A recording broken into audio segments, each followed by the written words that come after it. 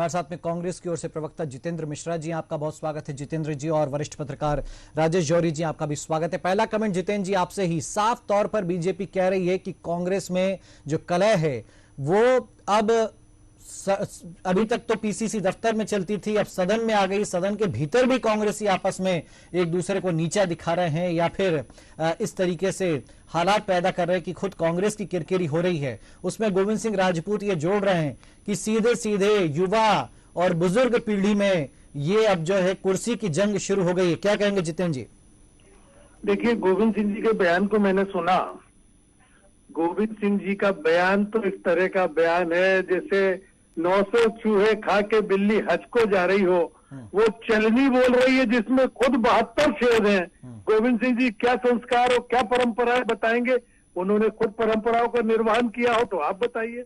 आपके चैनल ने दिखाया किस तरीके से बगावत की नेतृत्व के खिलाफ, चाहे बात कुछ भी कहे, लेकिन असल तो ये है कि सत्ता की भूख उन्हें उस तरफ ले गई। कहीं ना कहीं एडजस्टमेंट किया उन्होंने सत्ताधारी लोगों के साथ मिलकर के। देखिए दीपेश जी, मेरा ये कहना है कि आज जो भी घटनाक्रम हुआ उसका पटाक्षेप हुआ, उसका समापन हुआ जीतू पटवारी जी के बयान से। अब इसमें दोषी कौन है, इसकी जिम्मेदारी आपको तलाशना है, क्योंकि आप लोकतंत्र के चौथे स्तंभ हैं। ये देखिए, ये विचार कीजिए कि आखिर गलती की शुरुआत कहाँ से हुई, किसने क्या कहा, वो सब चीजें आपके सामने है। इसकी उत्पत्ति कहाँ से हुई, इस पर विचार करना पड़ेगा। आप ये बताइए, 2 साल हो गए सरकार को चलाते हुए, सदन 28 दिन चला। 28 दिन में भी अगर आप अभिभाषण को देख लें जो समय समय पर हुआ, श्रद्धांजलि को देख लें आप, तो मात्र 14, 15 दिन, 16 दिन सदन 2 साल में चल पाया। कोई भी विधायक हो, कोई भी जनप्रतिनिधि हो, अपने क्षेत्र की समस्याओं के लिए क्या करेगा, आप ये बताइए। आज मध्य प्रदेश में कोई कम समस्याएं तो है नहीं। यहाँ महंगाई का आकार पर्वताकार हो रहा है, यहाँ बेरोजगारी का आकार पर्वताकार हो रहा है। डेली 16 किसान आत्महत्या कर रहे हैं, डेली नौजवान बेरोजगार, पढ़ा लिखा बेरोजगार। तो ठीक है ना, इसीलिए तो सत्र आहूत किया गया जितेंद्र जी। लेकिन अब आप राज्यपाल के अभिभाषण को बिना सुने बहिष्कार कर देंगे, आप सदन में नहीं आएंगे, तो फिर चर्चा कैसे होगी, कौन करेगा? भाई बात यही तो कहती बीजेपी कि कमलनाथ जी रहते नहीं है, कांग्रेस को किस मुद्दे पर वॉकआउट करना है वो विधायकों को पता नहीं होता है। आधे विधायक बाहर चले जाते हैं, आधे विधायक अंदर बैठे रहते हैं। और जो हुआ उसको छोड़ करके अगर मैं पिछले सत्र की बात करूं, 5 दिन का सत्र था, 5 दिन बैठक हुई है, जितने जरूरी काम होने थे सारे हुए हैं। उस समय कांग्रेस ने बिल्कुल नहीं कहा कि नहीं साहब जल्दी सत्र खत्म कर दिया, हमको बात रखने का मौका नहीं मिला, सबको भरपूर मौका मिला। तो जितेंद्र जी, ये केवल ये तो नहीं है कि लाइमलाइट में आना है, वाकई कोई चुनौती पेश करनी कमलनाथ जी के सामने। और आपने कहा मामला खत्म हो गया, कहां से खत्म हो गया? जीतू पटवारी तो आज भी कह रहे हैं मैं तो ऐसा विरोध करते रहूंगा। वो तर्क गिना रहे हैं कि साहब देखिए इतनी बार राज्यपाल के और राष्ट्रपति के अभिभाषण का विरोध हुआ। तो ये तो बात वही हो गई ना, गोविंद राजपूत फिर यही कह रहे हैं कि एक तो आप गलती भी कर रहे हैं, उसको मान भी नहीं रहे हैं, और फिर कमलनाथ जी की शरण में आपको जाना पड़ रहा है। जितेंद्र जी, मैं वही बता रहा हूँ कि 14 दिन 15 दिन अगर सदन 2 साल में चलेगा तो विधायक करेगा क्या? ये तो समस्या खड़ी हो रही है ना। तो ये विरोध पूरी कांग्रेस को करना था ना जितेंद्र जी, अकेले भगत सिंह क्यों बन रहे जीतू पटवारी? भाई अगर नेता प्रतिपक्ष को वो भरोसे में लेते, बोलते जब विधायक दल की बैठक हुई थी कि साहब हमें ऐसा ऐसा करना चाहिए, क्योंकि हमें बात, आप दिग्विजय सिंह उसको गलत मान रहे हैं, कमलनाथ जी गलत मान रहे हैं, लक्ष्मण सिंह गलत मान रहे हैं, फिर आप कह रहे हैं नहीं साहब मैं तो सही हूं। जितेंद्र जी देखिए, एक विधायक की पीड़ा को समझने का भी तो प्रयास कीजिए। मेरा वही कहना, वो अपने क्षेत्र की समस्याएं लेकर चुना गया, उस समस्या को सुलझाने के लिए वो क्या करेगा जब उसको अपनी बात कहने का मौका नहीं दिया? सरकार की जिम्मेदारी बनती है कि सदन चलाए, सदन के सत्र। तो ये केवल जीतू पटवारी की पीड़ा है या सारे कांग्रेसी विधायकों की? अगर सारे कांग्रेसी विधायकों की है तो सबको बहिष्कार करना चाहिए था ना, लेकिन वहां तो अकेले पड़ गए आपके जीतू पटवारी। जी, मैं वही बताने का प्रयास कर रहा हूँ कि पूरे सदन 2 साल में अगर एक विधायक को सिर्फ 2 मिनट मिलेगा तो वो सदन में बैठ के क्या करेगा, आप ये बताइए। और रहा सवाल राज्यपाल के अभिभाषण का, तो आज नहीं हुआ है, इसके पहले भी लगातार आपने देखा है 13 बार इस सदन में राज्यपाल के अभिभाषण का विरोध हुआ है, बहिष्कार हुआ है। और अभी जीतू पटवारी जी ने जिक्र किया, आपने सुना होगा, 29 जनवरी 2021 को 18 पार्टियों ने मिलकर राष्ट्रपति के अभिभाषण का बहिष्कार कर दिया था। जब उसको सही ठहराने की बात कर रहे थे यही लोग जो आज इस पर सवाल उठा रहे हैं। मेरा नहीं, ये आप ही कहना की है- पार्टी के लोग सवाल मतलब गलत मान रहे हैं, या तो फिर कमलनाथ जी गलत बोल रहे हैं, दिग्विजय जी गलत बोल रहे हैं, तो फिर आप ये कहिए। दोनों अपनी जगह सही है। अच्छा। जीतू पटवारी ने जो कदम उठाया है वो उनकी व्यक्तिगत पीड़ा है, उनको बोलने का मौका नहीं दिया जा रहा है। ठीक है। सरकार निरंकुशता पर उतारू हो गई, सरकार हिटलर शाही चला रही है। बिजनेस करना होता है वो काम करके और सदन को सत्र को स्थगित करने की बात की जाती है। तो आखिर नौजवान विधायक अपनी बात कब करेंगे? आखिर विपक्ष के सारे विधायक अपनी बात कब करेंगे? जीतू पटवारी जी ने उस सवाल को उठाया, अपने तरीके से उसको विरोध किया, लेकिन अच्छा। कमलनाथ जी ने कहा है लेकिन फंस गए क्योंकि कमलनाथ जी को भरोसे में नहीं लिया था, कमलनाथ जी से देखिए, पूछा नहीं था। इसमें फंसने का सवाल नहीं होता है। हाँ। आपके अपने अपने तरीके होते हैं लोकतंत्र में। जीतू पटवारी ने वो तरीका अपनाया, कमलनाथ जी ने परंपराओं को चलने की बात की, इस पे तो कमलनाथ जी की तारीफ होना चाहिए। और मुझे लगता है आप भी कर रहे हैं, और मैं तो ये कह रहा हूँ भारतीय जनता पार्टी को भी करना यही तो चाहिए। उठ रहा था। खैर, मैं गुलरेज जी को बीच में लाना चाहूंगा। गुलरेज जी, सुना आपने जितेंद्र जी की बात को और जीतू पटवारी जी की पीड़ा को। वो बता रहे हैं कि साहब देखिए, इस कदर इस तरीके से सदन चलता है, इस कदर जीतू पटवारी परेशान हो गए कि उनको ये कदम उठाना पड़ा। गुलरेज जी। जैन साहब, मुझे लगता है कि कांग्रेस के प्रवक्ता महोदय जो हैं वो जीतू पटवारी की व्यथा को कमलनाथ जी से ज्यादा अच्छा समझते हैं। शायद कमलनाथ जी का संसदीय जो अनुभव है वो इनसे कम पड़ गया होगा, शायद। मुझे नहीं लगता। कांग्रेस में बहुत सारी चीजें हो सकती हैं, क्योंकि कमलनाथ जी कुछ और कह रहे हैं तो इनके आधिकारिक प्रवक्ता महोदय कुछ और कह रहे हैं। देखिए जैन साहब, आप समझिए कि कांग्रेस पार्टी आज की तारीख में एक सर्कुलर शूटिंग स्क्वाड बन चुकी है, जो एक दूसरे के ऊपर गोली चलाते हैं सर्कल में खड़े होकर। और आप थोड़ा सा जीतू पटवारी जी के बैकग्राउंड में और इतिहास पर जाए, राजेश जौहरी जी भी हमारे बीच में हैं, वो इंदौर के ही पत्रकार हैं, महू के हैं और इनकी कॉन्स्टिट्यूएंसी के पास के हैं, तो वो भी बहुत अच्छी तरह से इस पर प्रकाश डाल पाएंगे। बेसिकली पटवारी जी जो है वो दिग्विजय सिंह कैंप के व्यक्ति हैं और दिग्विजय सिंह जी के काफी करीबी हैं, उनके राइट हैंड माने जाते हैं। दिग्विजय सिंह जी कहीं न कहीं अनसीट करना चाहते हैं कमलनाथ जी को, कम से कम प्रदेश अध्यक्ष की कुर्सी से, क्योंकि ऑलरेडी लीडर ऑफ अपोजिशन की पोस्ट उन्होंने ले रखी है। अब ये जो द्वंद्व चल रहा है, इनके आपस के द्वंद्व है, और कहीं ना कहीं उसी चीज को इग्नाइट करने के लिए जीतू पटवारी जी ने ये सब खेल चला।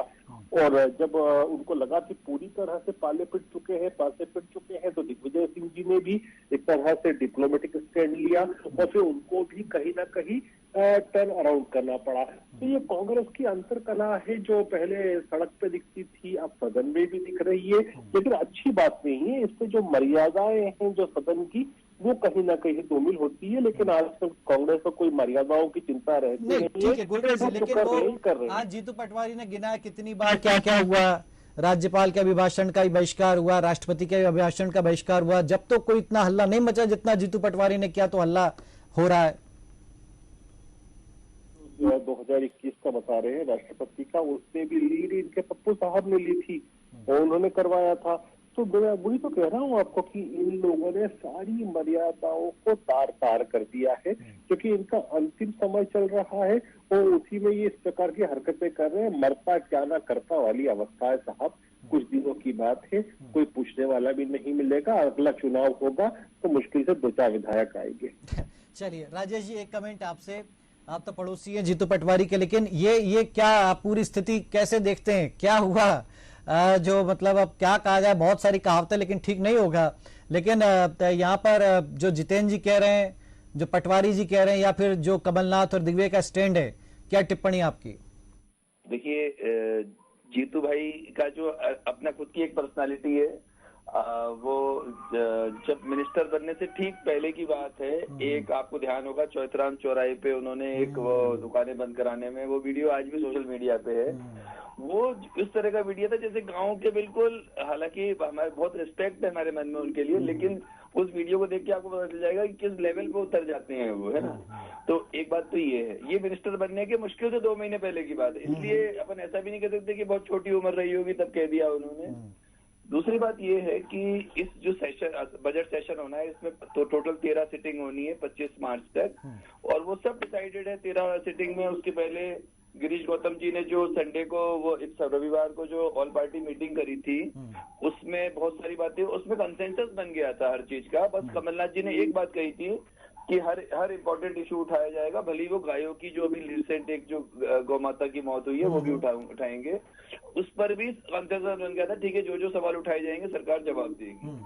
अब इसके बाद उसका अभिभाषण का, राज्यपाल के अभिभाषण का विरोध करने का कोई इसलिए मतलब नहीं बनता है कि आपको कुछ कहना था तो उसी में ऑल पार्टी मीटिंग में बोल देते आप जी। तो वहां पे आपको पूरा अधिकार था बोलने का, और वहां कम से कम जगहसाई नहीं होती। जो प्रॉब्लम हो रही है कि देखिए आप आज एक स्टूडेंट्स को, बच्चों को, जो नई जनरेशन है वो लोकसभा, विधानसभा और जो हमारे जनप्रतिनिधि हैं उनके बारे में जो इमेज बना रही है ना, वो भविष्य के लिए चिंता वाली बात है, क्योंकि उनके दिमाग में ये आ रहा है, बात किसी पार्टी की नहीं है। जब वो देखते हैं माइक फेंक के मार रहे हैं, चिल्ला रहे हैं, गालियां दे रहे हैं, तो उनको लगता है ऐसे लोगों को हम अपना आइडियल मानेंगे। तो कल को ऐसा ना हो, एनआरकी वाली स्थिति अपने देश में हो जाए, लोगों का एस्टेब्लिशमेंट पे से विश्वास उड़ जाए। तो इसलिए जो जनप्रतिनिधि हैं उनको तो बहुत ही ज्यादा संयम से रहना चाहिए, और उनको पूरा मौका जीतू पटवारी जी को मिला था, और उनको नहीं तो वो क्या सरप्राइज कुछ दे करके हीरो बनना चाहते थे क्या राजेश जी? वो दांव उल्टा पड़ गया, क्योंकि देखिए चाहे दिग्विजय सिंह का सीएम शिवराज से अकेले मिलने जाना हो या मिलने की कोशिश करना हो, मिलने तो नहीं पाए, गए तो कमलनाथ जी थे साथ में। और यहां देखिए आप कि आज इतना यशोगान करना पड़ा जीतू पटवारी जी को कि मेरे नेता थे, हैं, रहेंगे, मैं उनको सीएम बनाने के लिए किसी भी हद तक चले जाऊंगा, मैं सरकार से लड़ता रहूंगा। तो क्या दांव उल्टा पड़ा पटवारी का? पटवारी जी की जो प्लानिंग थी वो उनकी प्लानिंग यही रही होगी कि कैसे भी करके नेतृत्व का मुद्दा एक बार, और अब 10 तारीख के बाद आप देखना ही बहुत सारी चेंजेस आएंगे, मतलब अपने प्रदेश में भी, मध्य प्रदेश में बहुत सारे चेंजेस आएंगे 10 तारीख को। जैसे ही 5 राज्यों के चुनाव होंगे, कहीं ना कहीं उसका जो एक टेलर है ये जो हमने देखा है विधानसभा वाले मामले, तो इसलिए ऐसा लगता है कि अभी बहुत सारे चेंजेस आएंगे, और उस कहीं ना कहीं उनको लग रहा होगा अगर बाई चांस परफॉर्मेंस गड़बड़ होगी पार्टी की, तो आप देखना कितनी सारी समस्याएं आएंगी इस तरह की प्रदेश के नेतृत्व में। ये जो जितेंद्र जी बार बार कह रहे विधायक की पीड़ा थी, ये था, मिलने का टाइम, बोलने का टाइम नहीं मिला, ये तर्क ठीक हो सकते हैं, लेकिन भाई एक बात वही हुई ना कि अकेला आप पूरा मोर्चा निकालने चले थे और कोई आपके साथ नहीं आया, और उस बात को भी अब पटवारी नहीं मान रहे, वो कह रहे कि नहीं पूरी पार्टी मेरे साथ है। आप इस बात को मानेंगे राजेश जी कि इस मुद्दे पर कांग्रेस के वाकई 2 फाड़ है, या फिर कमलनाथ कांग्रेस अलग खड़ी और जीतू पटवारी अलग खड़े हैं? राजेश जी का ऑडियो। जी दिग्विजय सिंह जी तक ने मना कर दिया है कि ये गलत है, संविधान मतलब असंसदीय है, ये जो भी अनपार्लियामेंट्री है। तो ऐसे में ये दिक्कत तो आ गई है, उन्होंने बिना सोचे समझे इतना बड़ा स्टेप नहीं लेना चाहिए था। इसका इनको आगे की राजनीति में उन पर असर पड़ेगा, उनके करियर पर असर पड़ सकता है। जितेंद्र जी तो देखिए बात यही है कि बात यही सवाल उठ रहा है कि क्या कमलनाथ को मुखिया मान भी रहे हैं कि नहीं कांग्रेस के नेता? क्या वो मुखौटा बनकर बस रह गए कि दिग्विजय जी अकेले सीएम से मिलने आते, फिर कमलनाथ जी नाराज होते हैं कि हाँ आपको मुझसे मिलकर पूछ के जाना पड़ेगा, फिर वो साहब अलग, फिर यहां पर पटवारी जी कह रहे कि नहीं मैं बहिष्कार करूंगा, पूरी कांग्रेस साथ में, पता चला वो अकेले खड़े हुए हैं। तो ये इसको हम लोकतंत्र कहें, कम्युनिकेशन गैप कहें, या वो बात कि एक रथ के 4 घोड़े अलग अलग दिशा में दौड़ेंगे, आप कैसे मंजिल पे पहुंचेंगे? मतलब घेरना था आपको सरकार को और आप खुद आरोपों में घिर गए। जितेंद्र जी नहीं दीपेश जी, इसमें कहीं कोई पार्टी से अलग थलग होने की बात नहीं है। हर व्यक्ति अपनी बात करता है।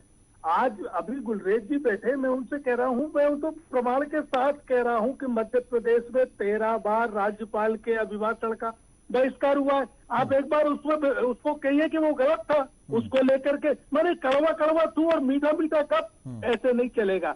आप ये बताइए, उमा भारती लगातार शराबबंदी की बात कर रही है, लगातार तारीख पे तारीख बढ़ाती जा रही है। क्या भारतीय जनता पार्टी के अंदर उमा भारती मुख्यमंत्री बनना चाह रही है, या गुटबाजी चरम? कोई मुद्दा बीजेपी उठा रही है, उसको आप ही के नेता तो पानी डाल देते हैं। दिग्विजय सिंह कहते हैं कि नहीं साहब, शराबबंदी से तो जो है शराब माफियाओं का भला होगा, अफसरों का भला होगा, राजनेताओं का भला होगा, जनता का कोई भला नहीं होगा। ये दिग्विजय के शब्द है साहब, मेरे नहीं है, ये कह चुके हैं।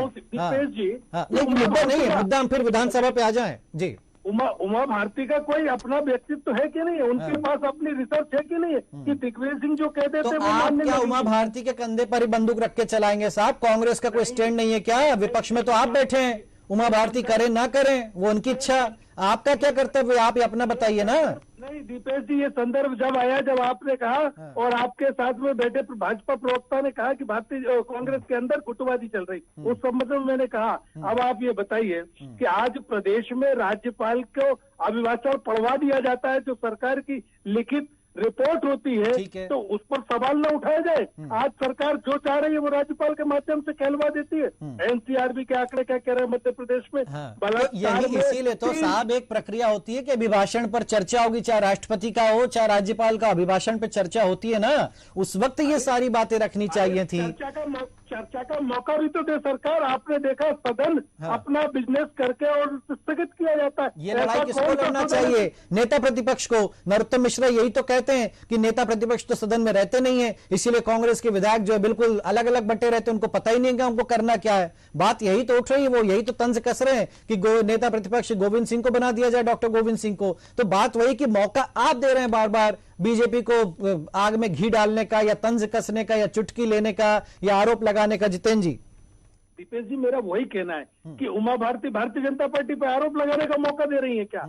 अरे जब तुम नेतृत्व के साथ विरोधाभास है तो तुम स्वीकार करो 10 कि बार हाँ, कहा हमारी कि पार्टी मैं में भी ऐसा सरकार होता के है। खिलाफ नहीं हूं, मैं शराब के खिलाफ हूं। वो मुद्दा नहीं है जितेंद्र जी, आप तो अपनी बात देखिए। बात फिर वही आ रही है कि आप अपना घर तो ठीक कर लीजिए, तब तो आप सत्ता पक्ष से लड़ पाएंगे। वो घर ही तो ठीक नहीं है, यहाँ पर एक दूसरे को कोई बताता नहीं है, कोई बात नहीं करता। घर घर चलो अभियान आप चलाते हैं, बताइए कितने बड़े नेता एक दूसरे के घर गए? क्या कमलनाथ जी दिग्विजय के घर गए? दिग्विजय जी क्या कमलनाथ जी के घर गए? या कमलनाथ जी क्या पटवारी जी के घर गए? ये हो ही तो नहीं रहा, वही तो बात है। तो इसीलिए तो सवाल उठ रहे हैं कि फिर आप, हम तो चाहते हैं कि जनता के मुद्दे आप लोग उठाएं सदन में, लेकिन वो उठा नहीं पाते हैं। दीपेश जी, घर चलो घर घर चलो अभियान के एक बार प्रोफार्मा देख लीजिए, क्या तरीका है उसमें।